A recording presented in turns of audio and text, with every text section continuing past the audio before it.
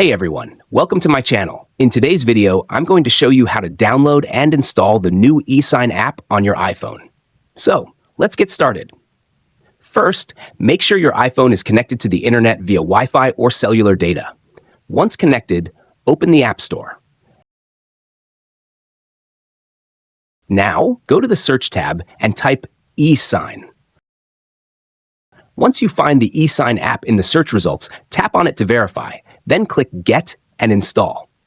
You may be asked to enter your Apple ID password. Just enter it and tap Sign In.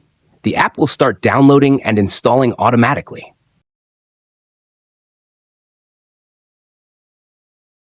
Once installed, tap Open to launch the eSign app. That's it. You've successfully installed the eSign app on your iPhone and can now use it to sign documents digitally.